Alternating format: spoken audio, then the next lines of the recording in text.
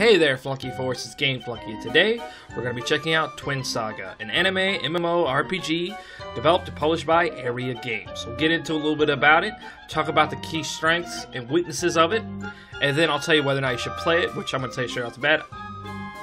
Play it. One of the things I want to get into before we even touch this game is that I'm not going to rate this or judge this compared to World of Warcraft, Star Wars The Old Republic, Eve, any of those, because anime MMORPGs, for at least, I guess you could call them Western society, is different than what Eastern society does, because they, just like anything else, just like medicine and certain other things, two different worlds, so I guess two different concepts. You have two different sets of people. It's like anything else. Gamers are not all going to be the same, and from the region this game is located from, it's a little bit of a grind fest. There is a grind fest in this game because I think I'm already a day in. I've already hit level 30, and I think the level cap is like 50. So it's a grind fest as far as the fetch quest systems, like where you go and pick up this egg, or talk to this guy, or stalk this lady through a bush 3 times. You know, normal stuff. Yeah, normal. But the point being is that I'm not going to rate it compared to its other big counterparts like Blade and Soul and Black Desert Online. No, I'm going to compare it to like Aurora Kingdom, Fiesta Online, which Fiesta was my first actual MMO I've ever played on an old compact I used to have. Fiesta Online. God, that brings back terrible, terrible memories. Anyway, it was a great game for its time. So I'm going to rate it on that standard. Now, some of you may agree, some of you may not, but hopefully when you see towards the end of this video why I'm grading it on that standard, because if I grade it to the standard of these other big hitters, it might not be fair to this game. So, hope you enjoy. What you're going to see is me jumping around a lot, talking about different things. But it's not really in the context of my normal format where I go through the game. I pick out different parts of the game that I think could benefit you. I'm going to show you the shitty stuff first, and I'll show you the cool stuff next. Okay, guys. Hope you enjoy. See you inside. Or there. That sounded wrong. Inside, I think I just violated the game in your ears. I'm going to shut up now. Bye.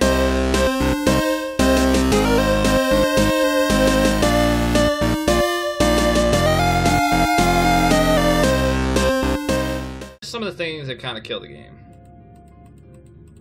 Because it's anime MMORPG. Yeah, I'm used to this. I mean, oh my god, the text. Now, on to all the good stuff. Let's see. Alright, so it's male and female. That's typical gen, I mean. Anyway, the classes are Swordmaster, Mage, Gunslinger, and Dragonite. Also, if you check down here, these are advanced classes that you can unlock further into the storyline. But so far, what's really cool is I'll show you what each one does. I'll tell you that each, well, I might as well read it to you. Swordmasters wield razor-sharp great swords with deadly accuracy. I don't know why they use that word. These seasoned warriors befuddle enemies with their headstrong attacks before going into the kill. And then it lists the different skill sets, or stats, I mean, that it has starting off. Mage. Mages command the elements, summoning thunder, lightning, and raging gales with a simple snap of their fingers. Anyone dares cross them had best bring an umbrella. I like that. Gunslingers serve no one but themselves, wandering the world with naught but their twin guns at their sides, combining blinding agility with unerring aim. They are always one step ahead of their enemies. God, they are using them big words today, aren't they? Forged from the dragonic powers, Dragonite. Flame and light. When Dragonites channel the fearsome strength of their namesake in a battle, quickly overpower even the most indomitable opponents. Holy crap! Okay, so I'll go Gunslinger. Alright, just hit next. So yeah, not very, I mean, my guy, the one you guys saw me play with, yeah, him. Yeah, okay, go with him. That's the hairstyle I used before. Let's see what we got. Let's see.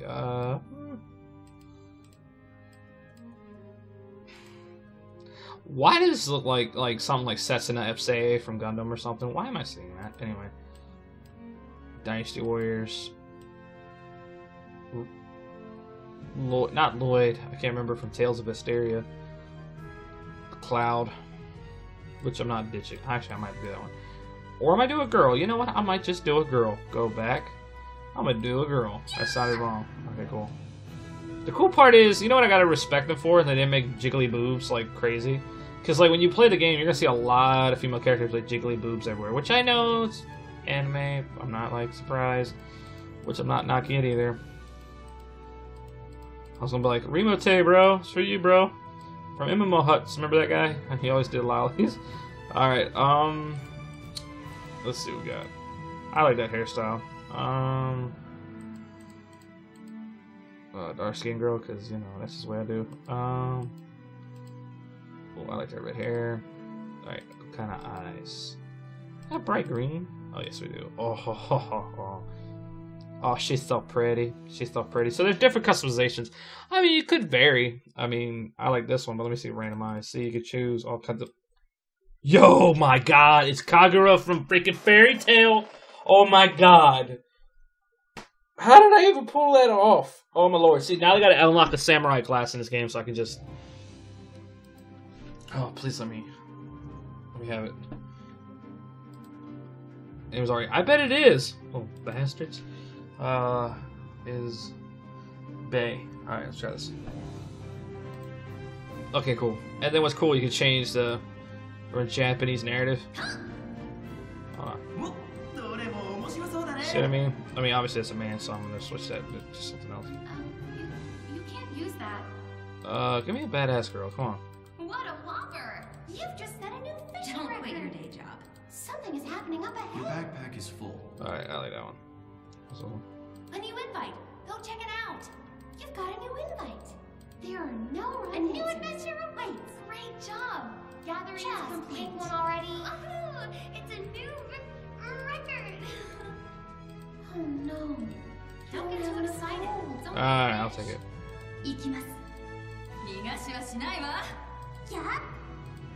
Yeah. And then you get your different emotes you can show too. No, look at that. Oh, so cool where she is. And they actually do that in the game too. Your character will do emotes during cutscenes and things like that. And then you just hit start game and confirm. And then you load up in this awesome world. And that's it. Alright, let's get into the other cool parts of this game. Okay, let's get into it. The character creation. Alright guys, let's get into this. First thing we're going to discuss is the skill tree system, because we already got through all the crappy stuff about the game. Let's get into what really separates this game from any other anime MMORPG. Like I said before though, to grade this game, I can't compare it to like World of Warcraft or Blade and Soul or Black Desert Online. I can't do that because anime MMORPGs stand in their own line. So, let's get into it. First things first. Okay, cool. First things first to know that though you start off with a base class, you can pick between, I think, these three. Swordmaster, Mage, and Gunslinger. I picked Swordmaster. What's neat is over time, you can acquire more classes and switch between them. Now, you can't share the stats. What you can share is the attacks and the abilities. So, for instance, I have a level 19 Swordmaster. But, when I get that Swordmaster to level 20, check this out. I go over here. At level 20, ignites your inner spirit, increasing the strength of your attacks. That ability I can share with my Paladin class and with my Cleric class. I can pull abilities and powers from each class and apply it to one if I so choose. As long as I slot the power into the common skills class. So you see this? I have Heaven's Wrath, which is a Cleric's Heaven's Wrath, which is a Cleric's attack, and Divine Judgment, which is a Paladin attack. I'm able to take those two attacks and apply them into the common skills core. Also, what's really neat is that if you look here, it'll tell you what attacks can be shared. Burning Will and Seismic Strike. So what it does, it allows you to not only have these different classes with their own skill trees, but allows you to share the attacks between each classes so that you can further create your own custom character without having a whole bunch of archetypes that look the same. Now delving into the class system, the skill system, which is over here. What's this? Oh, I ain't worried about that. Specializations. Alright, so each class has its own skill trees, 2 of them, alright? In the case of Swordmaster, Cleric, and Paladin, one's attack and one's defense.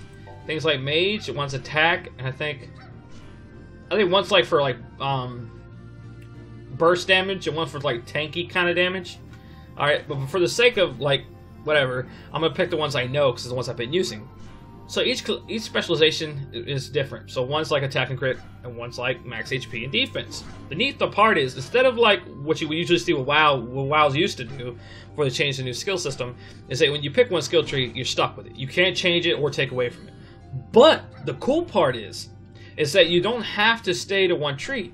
So what you can do is, alright, well, I'm done with here, or I don't like what I'm seeing, I can go over here and apply points to wherever. But you have to start here at the bottom and work your way up. But you're not just stuck to one tree, so you can go between the two. I mean, for me, I stuck to defense, because I'm probably end up being a tank. Alright? The neat part is, you can switch, if your class is unlocked, you can switch to it at any time and build its stats up. The only purpose you really would switch, though, is to get the attacks or the passives, or the skills, I mean, to use for your character. That way, you can customize your build any way you want. Alright. The next thing, which is kind of cool, if you see my little buddy Samuel here, he's called a Senshi. Senshis are companions that you can acquire through your storyline. The cool thing about Senshis are that they are pretty much your companion. They stay with you 24/7. But they also, besides providing armor and attack, they also provide you passive buffs. For instance, Finna here gives me a passive buff of haste, while Samuel is a passive buff of max HP. The cool thing about Senshis as well is you can build a bond with them and increase their strength with you over time. In the case of Finna here, you can give her the ability to upgrade. Same with Samuel. All the Senshis can be upgraded by using what they call Senshi XP, which you get from breaking down a little tiny circular disc. By right-clicking the disc, it applies it to your XP pool for your Senshi. Now, the Senshi does not level up like you do. You actually have to apply these XP to level up your Senshi. What you would do is then hit upgrade, and there you go, your Senshi levels up. What's neat, though, is the star increases. But if you want to evolve your Senshi, you have to acquire 100 of these Senshi evolution stones. Now, that might seem a lot, but the reason being is, you see that little passive buff that Finna gave you? As you evolve them, the star right here increases. Each passive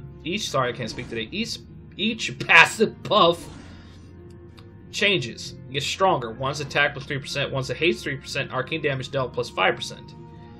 And so on and so forth. So as you evolve them, they do get stronger. Now, I don't know if they physically change, but they do get stronger and stronger, which then, okay, as you guess, can make you stronger as well.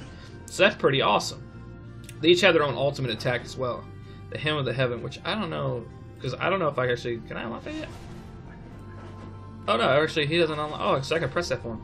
But anyway, so each of them have their own ultimate attack such as you, and they attack and do everything you do.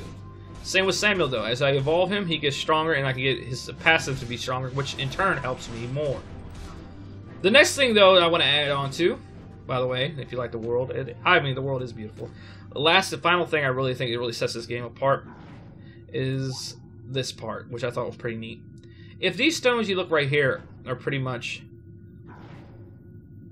these passive stones apply passive buffs to you. Attack plus 70, defense plus 58, defense 71, and haste 47. What's cool about this is though, is that if you go over here, you can actually evolve them by using evolution stones, just like Senshis though. They're pretty much just like Senshis.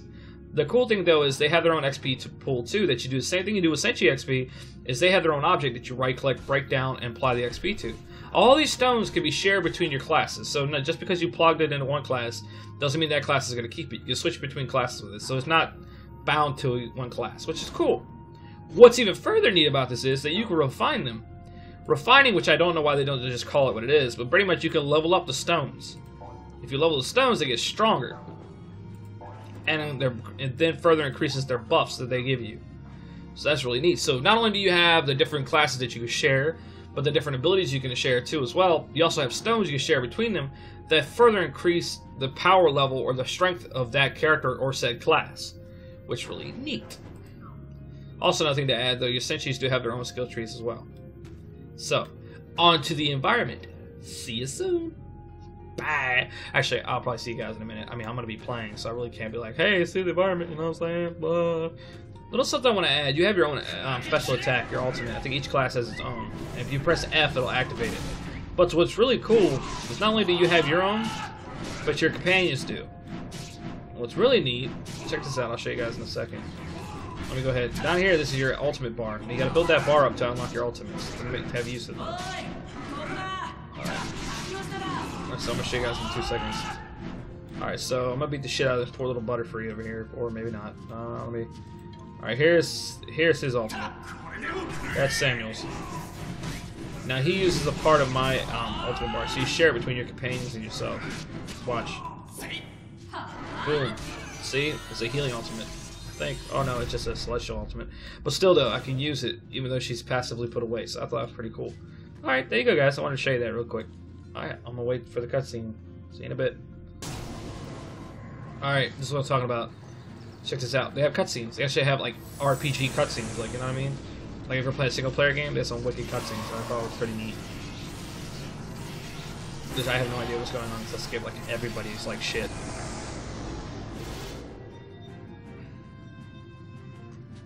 I thought I killed this guy like 3 different times. Didn't I kill this guy like 3 times? Or face the pointy consequences. Oh yeah, I like that. Little hairball. And then it cuts to a cutscene. Oh yeah, the boss fight. Yeah, they treat like a. You know what another thing too is? You saw how like when the battle started, it did that like thing that Final Fantasy does when a battle. Oh shit! When a battle's about to start, where they like, or you know what I mean? Like it gets really bright and then it goes into a fight sequence. Yeah, it's kind of like that. I like that they did that.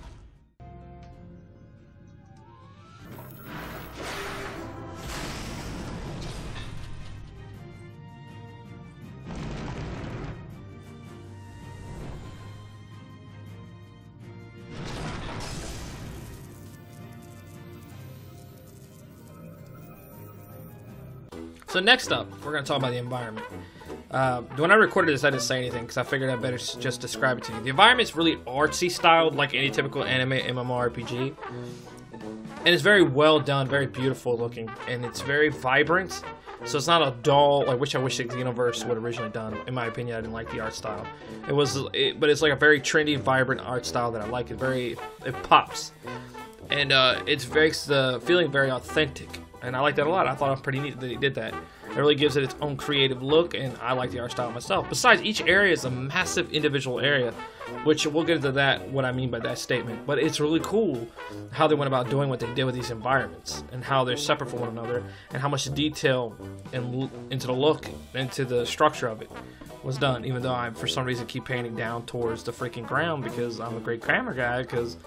Anyway, but as you see the vibrant trees in the back and the outlook of the whole entire area. And granted, as you in typical anime fashion or MMORPG fashion of animes, is that as you get further in, you know, the world gets more and more vibrant and more like pops in your eyes kind of look. So yeah, I just thought that'd be another little plus for me to add. All right, guys, on to the next thing.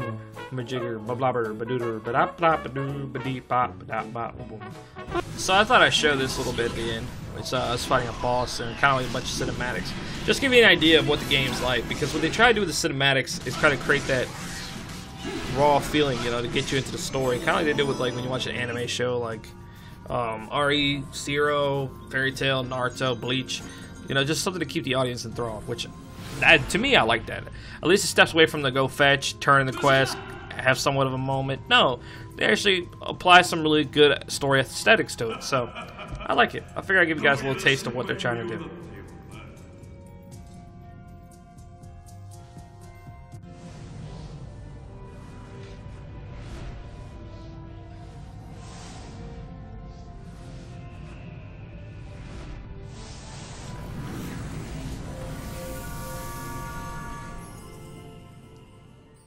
So the next thing we're going to talk about, or at least the final thing I should add to the game, is the Tetra Cottage. And the Tetra Cottage, you achieve it as you progress the storyline, but basically it's your mobile house. And what you could do is you can actually, and it's really neat, is you can furnish it. You can actually use the different stations inside, like kitchen. There's an alchemy station, a crafting station.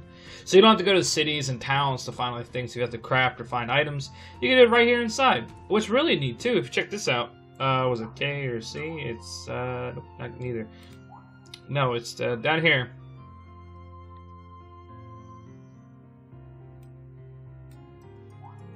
What? Anyway, so if you click at this item that says Tetra Cottage, when you have it unlocked, you can place your Senshi in these different places, and they'll appear in those places. So greenhouse I have Fina, main hall I have Samuel, whatever. But here's the thing: they reside inside those stations, so you can apply them there, and then you can meet them, talk to them, do quests with them, like with Finna. She's gonna. Well, I don't know what she does want me to do. Let me go ahead and talk to her. Finna, sweetheart, are you gonna talk to me today? What's up? All right, cool. But anyway, you can talk to them and do the quest for them, as well. Oh, really?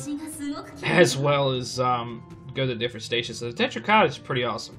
It's really a neat little thing to add to the game. So it's like your own little custom home or world that you can take with you on the go, that you can drive around in the world map, which I thought was pretty neat.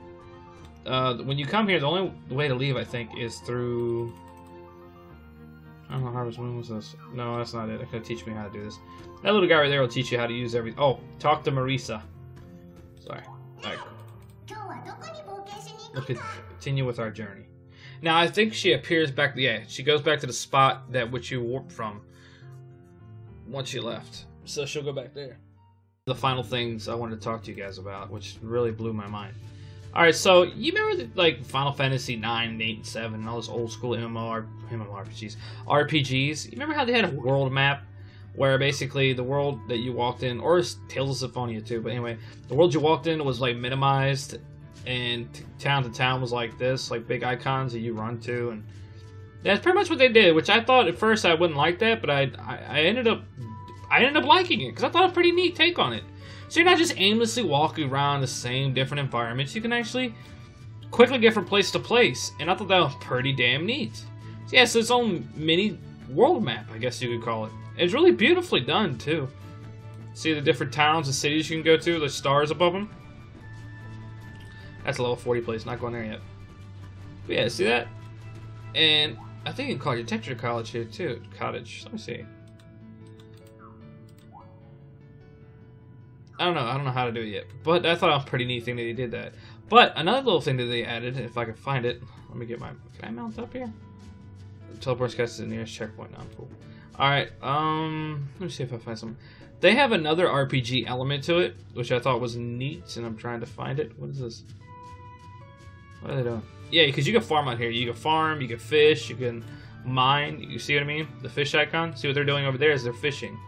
So yeah, it's really cool, and I really like that. That's pretty neat. The community is pretty active, too. Here, I mean, if you look over here in the chat box, it's always hopping. And very little do you see gold farmers. They have a very... I guess they're strict on them. I mean, of course you have to be, but normally they kind of just blow up the chat box. But no, man, it's pretty cool. Pretty active game. But the last thing I want to show you guys, the last thing I think really blows this game out of the park, compared to its other constituents, the other anime MMORPGs that are going against it. Quick gathering tools first. I'll do that later. But see how they're mining over here? Yeah. Oh, yeah, can you go on that mine? No. It really brings that old school. It kind of brought the old school with the new school. I mean, granted, it's still a grindy ass grind fest, but with everything else they added, with the variable concept of different ways to customize your classes, with the different classes you can switch between on the fly while you're not in combat, this open world that you can explore, the cool cutscenes they add, compared to its constituents or these counterparts, I think this game really could set a mark. Because I've always said anime MMORPGs are in a group of their own. They're very hard to get popular. Because, you know, a lot of them are grind fest. A lot of people don't like that. I'm not going that way right now. Oh. So a lot of people don't like them. But, oh, here it's called. Alright, so the thing I'm going to right now is called Astrals. And I'm hoping I'm within the ballpark of this Astral. Because if not, I'll just skip to it. How are they calling the thing up like that? That's cool though, they have that.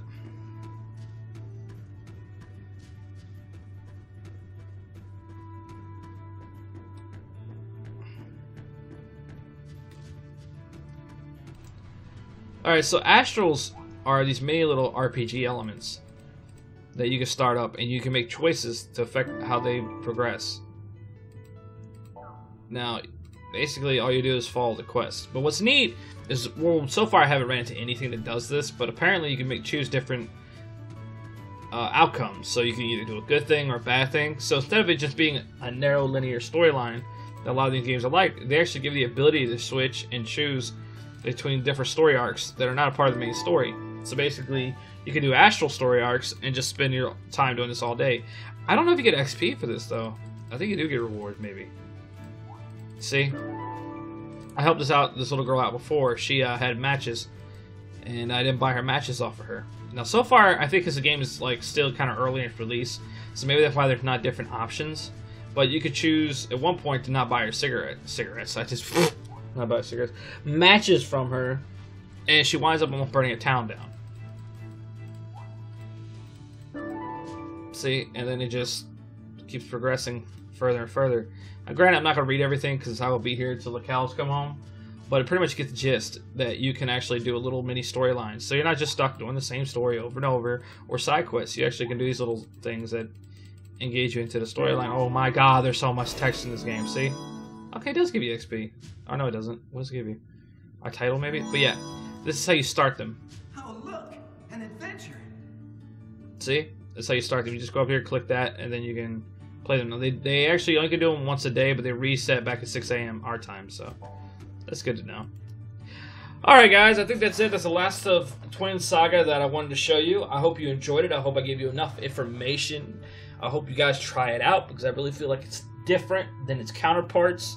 I feel like at least it's a step in the right direction for this kind of genre, which doesn't get enough love in my opinion.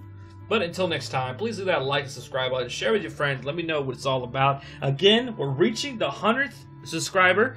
Coming up, we're going to kick some fucking ass. When we hit 90 subscribers, I got a surprise for you guys. A little giveaway, maybe? I don't know. But I think you guys are going to like it. Until next time, this is Game Flunky signing off, saying Maximal Force, Flunky Force. Now let's go play that outro. That weak-ass outro. Alright, guys. See you next time. Bye. I cannot believe I made Kagura. Oh my god, I feel so special. Dude, oh my god, like and subscribe, follow me, you know the deal. Oh my god, it's Kagura. Breathe, John, breathe, breathe, breathe. Alright, see you next time.